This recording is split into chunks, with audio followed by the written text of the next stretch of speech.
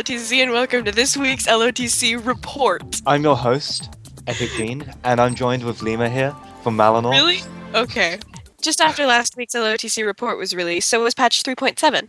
Why do they always release things on the weekend? Anyway, this update brought along plenty of fun plugins, such as the well-awaited shop plugin named Show and Sell. It allows the player to set up any shop they like, and allows those having VIP to set up a display cabinet to show their products. Along with this came Alchemy. Alchemy, a letter game for the well-awaited Alchemy plugin, will allow the creation of potions via custom recipes. Along with this, it will allow recipe customization in-game by GMs. And finally, Town Candy, a plugin to lighten up those ghost towns of Anthos, or just give your little town a little more fun. This will allow VIPs to spawn NPCs, the number depending on their donation amount, which will have plenty of features such as talking and giving out food. More good news came to players which had trouble connecting to the server this week.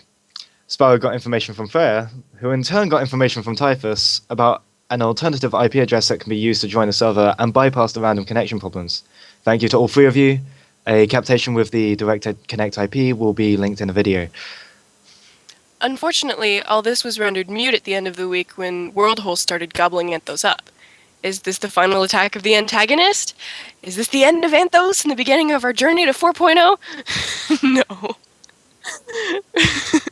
Regardless, the server is down while the admins and GMs work to fix the world.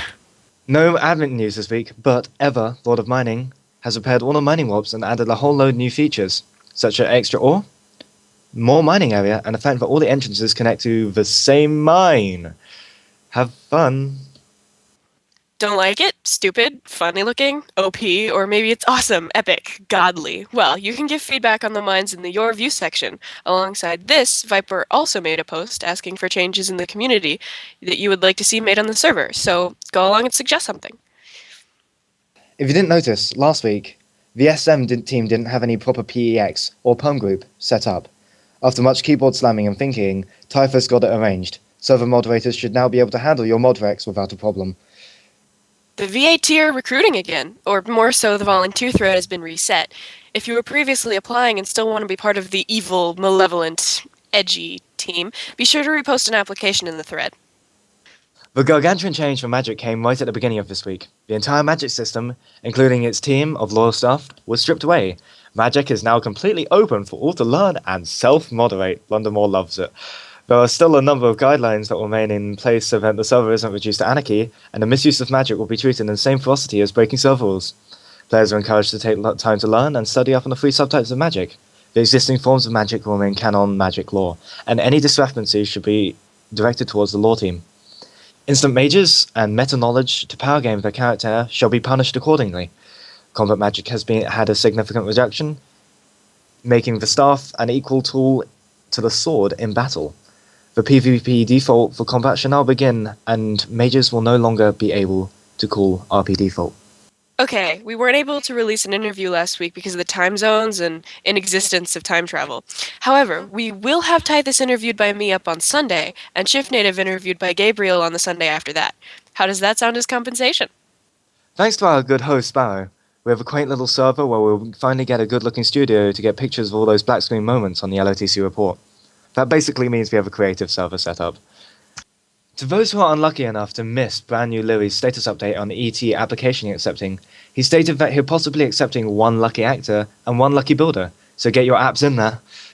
Unfortunately for all of you that complain about Malinor getting the spotlight, well, this week is 50% more Malinor. There seems to be no human nor orcish news this week. Want some? Either apply as a gremlin or poke the gremlins, which have posted apps to work harder. LEGO Xbox will be accepting more reporters on Sunday. Starting with Stumpy news, some recent changes to the King's Council have been made. Morgan Grandaxe was made High Prophet, Onar Stormhammer was made Lord, Bizan Grandaxe was made High Remembrancer, and Frognar Grandaxe was made Grand Merchant. Oh, how everyone enjoys politics. They recently declared yet another war on the Kingdom of Orin. Many raids have been held on both sides as the dwarves seek for balance in the world. Make balance! Make war! And the dwarves have declared a peace treaty with the House, as the dispute over the Golem Anvil is hereby over. The Treaty of the Lena Veril was signed by both parties, and they have both agreed to stop hostilities between one another. However, this hasn't relaxed pressure placed on the High Elves refugee camps, which has been raided numerous times, and even tried to be claimed. That wall of theirs really is missed when it isn't there. Moot Moot. was heard this week as the Druids got together for their occasional assembly. Many important subjects were to be discussed.